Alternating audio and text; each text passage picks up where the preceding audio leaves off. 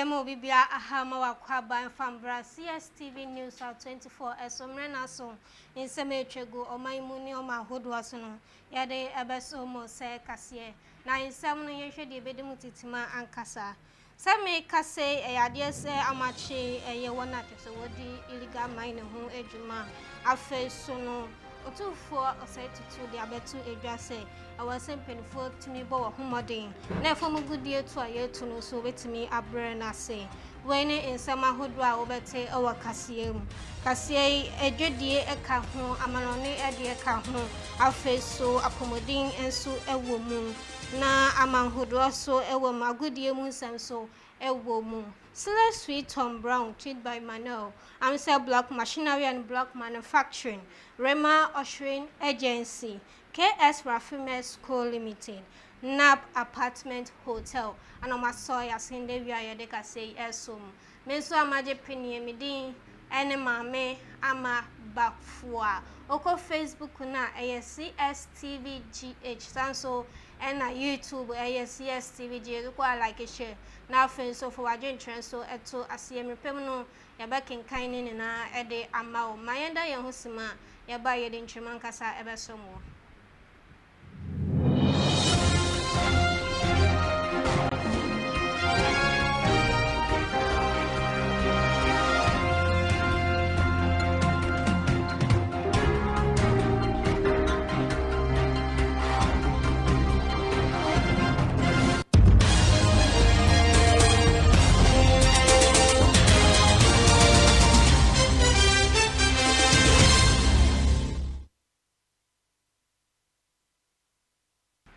na ye share sem na si ya na ye shase efre eye efoma gudie tuo na obekai so openi anaso mampeni ebo no homode mpa ase efoma gudie tuo ayetu ewo oman mu no obetimi abre no ase na inde ade se National Anti-Illegal Mining Task Force impedifo etimi abo modern akopiemu ewo osino ekro a chese yefra wo se Fantiakwa South amabo modern akwachi nkrofo be se duasa isia nina ne so mutu efoma gudie ewo ho a chese Nigerians fo bi so eka ho mo so mu ye ediosa mienu a chese omutu efoma gudie yese eye illegal mining na omo ye no omukọ eye brem river na afe efiefie school ene impotem ahodo no oho na chese watu weni esiwa wo ye efoma gudie na se wetu efoma gudie wo ho na nde ade se yetimi akire wo na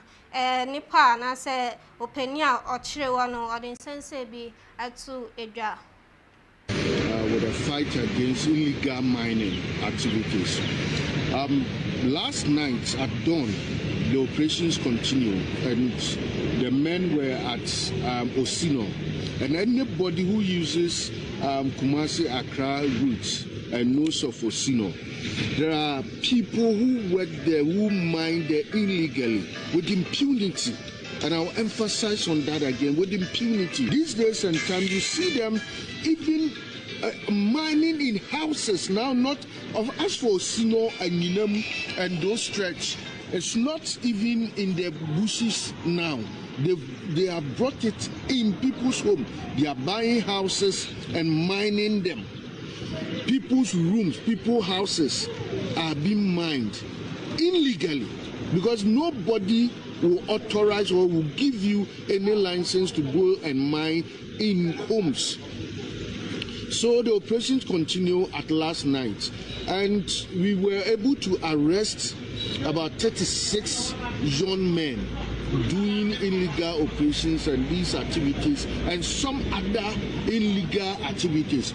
And like I said, with mob attacks on our men, is becoming too dangerous these days, and the trend is happening. Yesterday, when the 36 people that have been arrested, they've been sent to Accra. Out of the 36, 32 of them are foreigners from Niger. They are coming from Niger.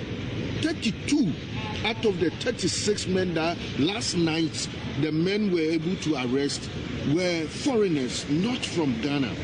Only 4 of them were from Ghana, and they were doing all manner of illegal activities within the Osino enclaves. And so they've been sent to Accra. The foreigners, migration is going to deal with them. Former good way to whom some year K. Adias Santa Henry or 2 4 8 to Autosumi, so Akasa home. I will tremor say was in penny for a Bemu Crawford, bet to me about a home modern now. A former good way to a year to so, or bet to me they were no atumu, senior bear, and no ebebra assay. Or the same way at to Jawa Bragana Journalists Association. I was on what they should share so I was in crying her. We had the privilege of listening to the president talking about how he holds the JJ in high esteem, he being a member himself, and also assuring you that during this time he will do everything possible to protect you. So, you have issues about harassment of journalists in Ghana, and also press freedom is going low. He talked about it, and I believe strongly that you have the assurance also that you will be protected. Galamsey, for example, is an issue that is so dear to everybody's heart. We have to be very careful because it's destroying this country. So, becoming more of like a mafia situation where if you are not very careful, it's going to engulf all of us. And therefore, we have to take this issue very, very seriously. We joke about it, or we think it's not serious, but it is. And I was asking how many people would vote for a party or a government why we don't want to take a firm decision on these people. I've asked myself. Because it's politics, it's because of votes, nothing else. I can't see why we cannot take up this matter seriously unless we are all complicit. And it's not about employment, because we can get alternative employments for them. It's about a decisive decision, leadership, to be able to take this matter. However, my forefathers mined gold years ago, 400 years ago. Now, War 29 Ghana Journalists Association awards awarded to share so Kumasi no and no and so Emma acting Chief Justice Justice Paul Bafu Bonnie and so Eddie Atons and Cheerful enemy say a Juma warrior no one funny credit and then a farmer one far I could draw no one find your way Juma no say no a bebwa ma a journalism and I say media Juma no so let me a conini.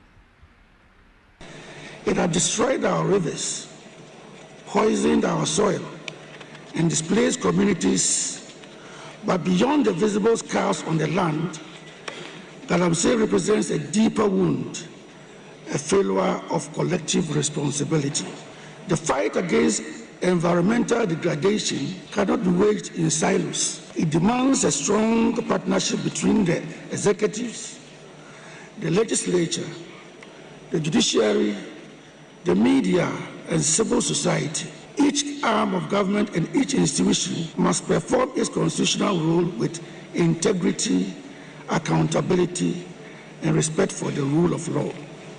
When the media operates with responsibility, the judiciary with impartiality, and the executive with transparency, the foundation of our democracy remains firm and unshakable. Today, I salute journalists who risk their lives to expose corruptions, terrorism, and other criminal networks. Those who defend the Republic by unveiling the shadows of those set against it. When the media and the security services act as partners in vigilance, rather than adversaries in suspicion, the nation sleeps more safely. Let the media continue to dig, not for gold, but for truth. And let them excavate the complicity, expose further the kingpins, and awaken their wider our moral imagination as a people. Speeches must mean something beyond mere words. They must stir us to action. For if they do not move us, they serve no purpose. So I say to you this afternoon, let us leave this speech let it not end in mere applause, but in awakening. Let every newsroom become a sanctuary of truth, every camera a mirror of conscience, and every microphone a trumpet for peace. The task before the media is not an easy one. Adesha wo from so abo number 1 actually say no ewo adanse asokwa mensini wasante mantem and then day what day was a matu edwa wo chewu so obepie mu ewo abo a amanfo etu ahwea pa yie na obepie mu wa ahwea motu no enye fidi agro na adesha ye de atu edwa wo chewu say was aban etimi ebrem sen esan say ahwea wo tu no eha adwen pa yie esan say omode ahwea ni bi esisi wadan nanso nan say kame akoye say ahwea tuo no adoso pa yie enukure ni anwea no mutu na boaye nyina kwa no ane di sidan nanso kwan mo fa so tu anwea no no enkoye maye ene say ye kwan no wa hwe a wo fa kwan so wa wahu se do mu si se kwan gates ni ebubu no eno na nche mudu kuma mirika o mode twam kuru anya sam ketwa wo hwe ramp na wo nyina na tie no mudu o mo nkata so ene tie no agu ramp na chi amma che mudu okura na ezu to kura ho ya to ya se bi ntise ko ta bi che stress aban no mram ene ye mpani fo disi ko ma to sam na se mekuru wujam se sia e yo haw mekuta nkwala mienu eti ya sre aban asre kuro yi mu mpanimfo omo mo ka bie wo mo se ya sre mo bebre sa anuafo na o ma yo ma de se tintina mo de wo mbekwa so ayo ma nu adwuma no no mo de abekunku ekuro no mu nipa no de anya de abekwa so sa ye mpani sa ye sre mo pi mo nka bi maye hey wo mo sia nipa kura wo mu se wo mu ye nipa na sai menu akuma baako nyame nku aya woda no nkatipa ka do fa do so ane ne ka nyina o ka se se ku na nko obesi adwana ko nti ye sra ban se hene ye de kwa adase ni wo ye de kwa to enko ba bia school nyame ya adom na me kura moto na park moto no nyame na me pio no nkezu fa obi ba de ne koy ye pa cho mum anti mum waye e kwan mo wiom ye kwan no o matu anwea afele gwata se o so nsuo fa mu nyina me nsuo fa bu fa kwan no e sa ye kwan no mudu kura mu so a omudi speed enya ye mo me carpenter ni wo kwan no won ma na se obepie mu ewa enkran hanum se ya nipa abodon pempa ewa hanum a enye fedi agro na Ghana mampeni John Dramani Mahama ede nhye mapa eba begu akwemu na wetimi ade ose ode ye Green City eba se ne be betimi aboa na nipa abodon penwo eye enkran hado solo ebetimi aboa tichu enan senia wo hwe nyinkania esi eduduma na se nkania ahode abafom no wase wo ba bebo no humodin pa na eye energy sector no so etimi edimu na fe so eye kania bo so akosoro so etimi abafom. You must have heard me recently talk about a new green digital city which we plan as a 20-year project to help decongest Accra. Accra will remain the capital, but we'll move some of the government agencies and other critical offices out of Accra, into the new city, so that with the kind of gridlock that is beginning to happen in Accra would ease. This will be a new city that would attract investment, it will attract tourism, it will be a smart city, it will have a modern drainage system, it will have good sanitation, there will be no kiosks and containers in that city, and people will not be hawking by the roadside in that city. If you want to sell anything, you sell in the market that is provided in the city. Now, all this that is happening here is not in isolation, because the city stretches from here, Dawa Industrial Park, including the Saglemi Housing Estate, through Bondasi Military Range, into Volta and Eastern regions. This will be the industrial enclave. And then there will be the residential enclave, there will be the enclave for offices, there will be the commercial district, there will be the financial district, and so it will be a very well laid out city. So everything that is happening here is being integrated into the green digital city that we have envisioned for our dear nation, Ghana. The feasibility study and the design for this city will begin by the end of this year. And the Minister of Finance is already making budgetary provision for the designs and feasibility studies. But let me also comment on what is possible if the public and private sector work together. I know that there was an attempt to involve private sector in power utility and at the distribution level. And we all remember the example with PDS. PDS was not a bad thing. It is just that it was handled wrongly and many people had personal interest in PDS, and that's why it failed.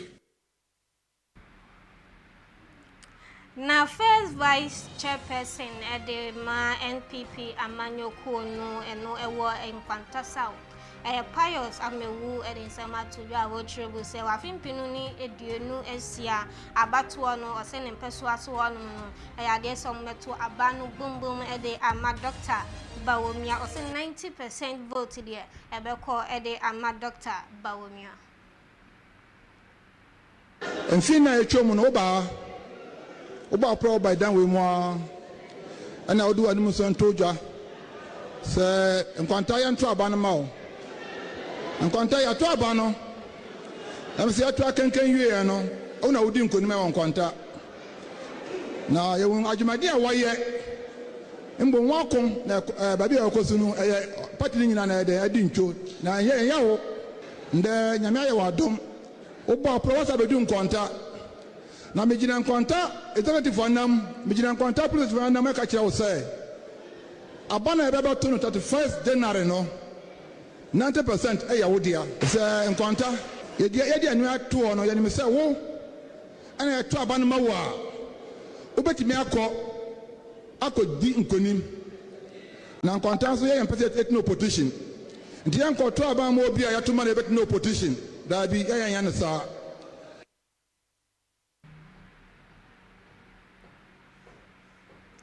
Na ohinia owo eyego mwa central mesini nana kwame apia bedu otoso edu mienu ade sende waye nyame so ade 20-seater toilet facility de wakwa akosi ede amagomuafo a inde omate en edepa ye na wode atu edwase kane no na chese omuni eye janan ebia esane ntino nkrofo timin eko ejanan etu bia ya chese ho enhia na se ensem fata esane ti ana chese openi abomodi a toilet 20-seater toilet facility there or the akoma and as we see the amagomua central addition.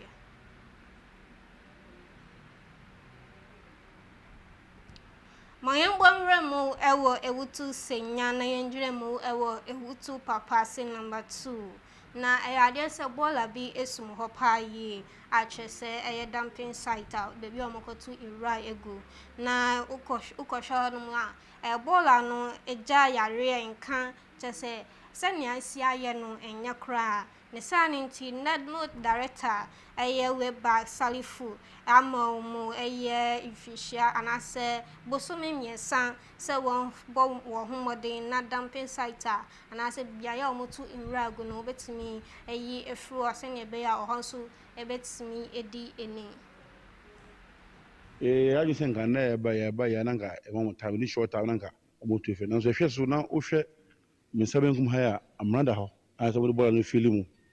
When I can go, I'm a Hannah Daho, Usan Shemin San in Fine Susua. I'm rather how.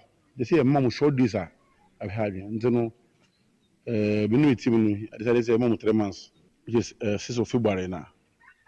On time, now, we'll be nothing more located in Monday on board and at the same time, yes, you bear your family and this assembly. No, in this Takasa. na adehia wo achim abua hiafo eno ewo asen manso across so anande omotwe dwadwani nane so obepie mu ewo sabia yewa omokwantimpo enye kra ne saninti omode ato Ghana bai enimi se adaroma wanko ho emwa na akwaya enye obetimi aye ede amom.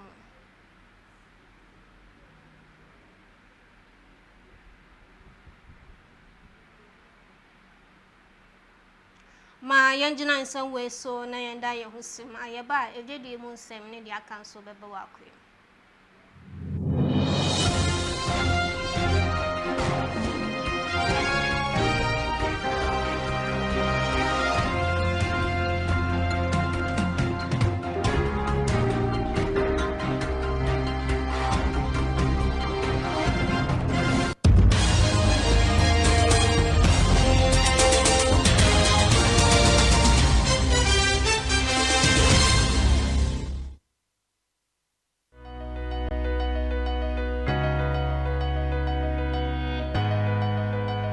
Escape from serenity.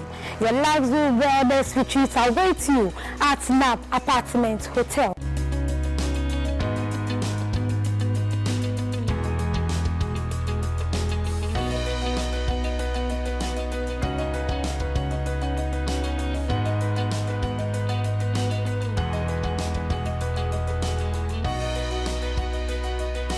Nested in the city's most vibrant district, NAP Apartments Hotel offers you one-of-a-kind experience.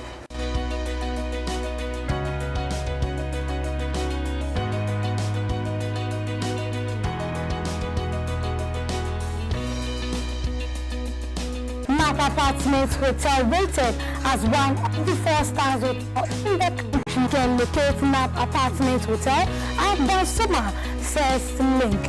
Or for reservations and enquiries, you can log onto their website at www.napapartmentshotel.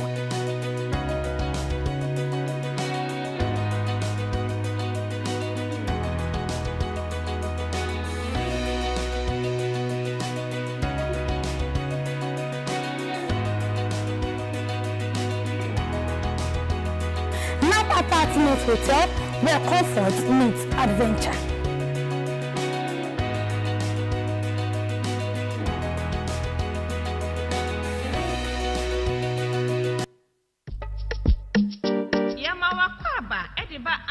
Company Limited. So we pay blocks machines here papa.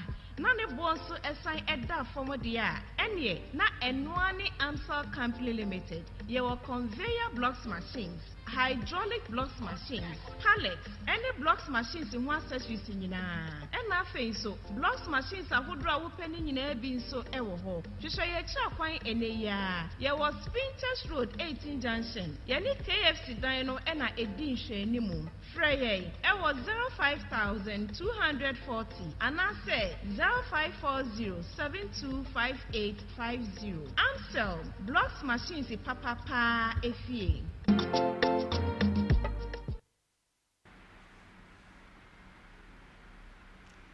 Mami Samo Bibia Aqua Babio Guswa Airshare area print breakers here Cstv as so near do so a JDMO as some Nagana Publish Association penny for 1 day amode ato Ghana by any penny for enemy say who be here pa say oba be ye decision na say what the same ma be go akweba one bomb modern na a data policy no so obetimi de abana aboa Ghana. Visionary policy meets creative ambition, publishing becomes a force that can shape the soul of a nation and position it boldly on the global stage. Publishing is more than an industry. It's a cultural compass, a developmental engine, and a mirror of our identity. It preserves our stories, educates our youth, and amplifies the voices of our people. In Ghana, publishing has quietly nurtured civic consciousness, promoted literacy, and safeguarded our heritage. But Quiet Engines deserves louder recognition. Despite its contributions, our sector remains under-recognized, under-resourced, and under-leveraged. This, Chairman, I believe, must change. Policy is the architecture of possibility. It defines the rules, allocates resources, and sets the tone for national priorities. When policy aligns with vision, it becomes a catalyst, accelerating innovation, inclusion, and impact. As a country, stakeholders, I believe it is now time for us to champion policies that will prioritize Ghanaian content in educational curricula, ensuring our children learn from stories rooted in our values and realities, including the use of Ghanaian languages as the foundation of learning. Also, for she is a so a doctor at all for Seninde or the Abetu Edra Wochebu say Ghana buying it to me about modern one mattress away a buying a jubano, a marketiano, Yadesi Yetum, I'll call a or Hamuchichemu in Chrome.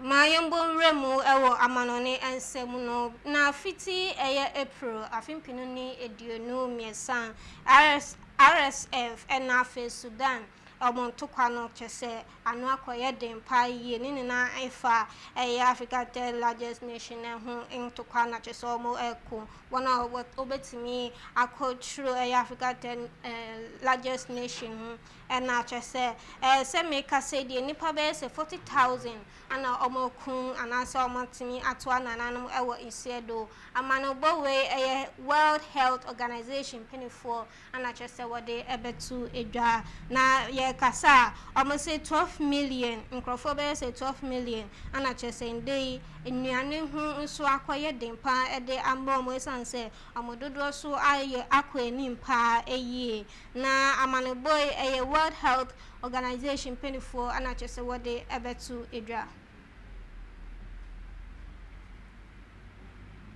Mayambon remu ewo Russia mayen men se make say dear nipa be say isia ya de so matua nanom ewo isia do ni na fire drone attack bi a chese ye de eko omayen mu Ukraine man na chese wato drone eko wa chese pepa make say de nipa be say isia ana o matua nanom ewo isia do ma yanjuna isanwe so na ya home so ye ba ye de agudie mu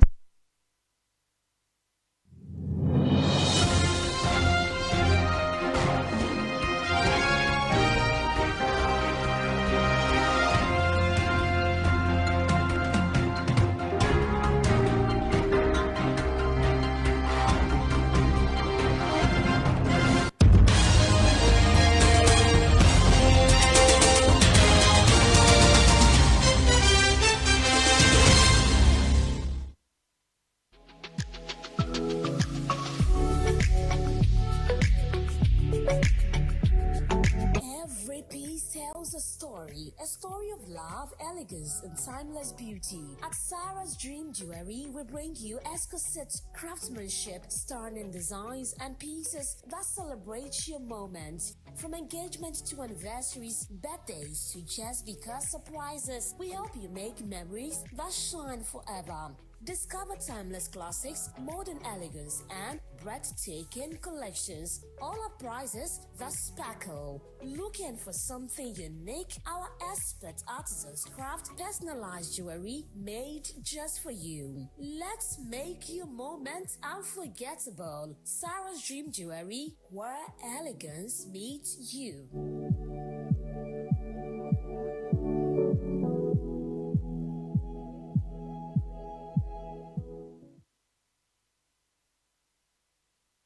Maya Zamo Bibia Aqua Babio, that's why I share Cstv, we are print to break us here. Near so a good deal more as seven. A branch your friend said no, I'll not a branch I say a wono, I will or by Ghana had him 7 young fish and a deal no. I dare say or no or boat and also sin a kind a day Emma brought by IF. Na or there are two just say Ghana Football Association penny for atonsa afrede so we see akai dem no abrantia no de atu just say ono de demaka na chese obesi akai de ama sakro no Enrada ana chese kotoko ana face so heart of oak team no obushia ya chese kotoko etibi share Heart of Oak na Heart of Oak communication director Edema Kwame ono ye friend Kwame Opare Ado eden sem etu dwa wo trebu say wo hwe nsem anase ne ya so efa kotoko anase has ni bi a chese okoye basabasa ye wo honum no ne sari tu no Ghana Football Association penifo atonsa Afropedi se wobra da wone no enko anase wonya kasachire na no anachese opedi ye de atu edwa se kwa wo kwei se impo se ade so peni eka se won pa acho a ono obeye afeso no se asem bi se bia ono so ebeye ede amano na openi ede atu edwa se obebo ne humode pa na afe Akesia ebekoso eni omni swedro or blast match day 10 no ebeba so na wotri was swedro sports stadium no wase omobebo wa humodin pa na Akesia do so etimi abeye krabehwe Mayombon remo ewo enigedie mu esem na Lady Gaga Anna Fenso Kendrick Lamar ya dey say abowodin 2026 Grammy Awards no won amabo omu edi na semi trade ya dey say Lady Gaga ne Kendrick die nominee no omonya enum 5 nominees nanso omokwade bia na enya dey say omonya awards ibi na nei ade so obodia tu eja se afi 2026 Grammy Awards idie kianike Lady Gaga anase Kendrick betimi enyasa abasobo no ma yahume so kakra ye ba ye de ewiemu sakra ye nsem so ebeba wa akwem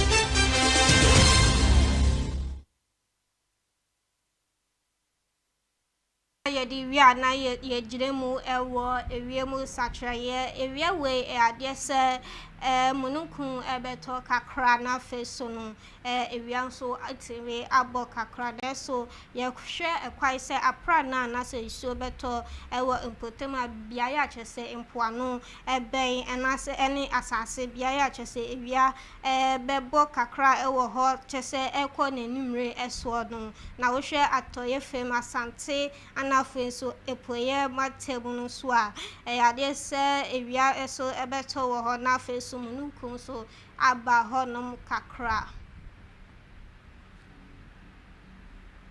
ewie egusiafo a hasene yede kase ye boaboa no nina no yede ebesi ewa ha Sarah's Dream Jewelries ohwe won etra kwan ya omo Kanishi Asafo Ashi Street treated by Manuel Amsel Block Machinery and Block Manufacturing ewa Spinters omoni KFC no ana edi enimhwe Rema Ocean Agency ewa Kaswa Aman from KS Rafimes Co Limited ewa Dansuman Runabout Sila Sweet on Brown ewa Kaswa Aman from Nap Apartment Hotel ewa Dansuma First Link me ameje opinion de wie me de so medin ene mame ama bafua me da production team ni na ase akram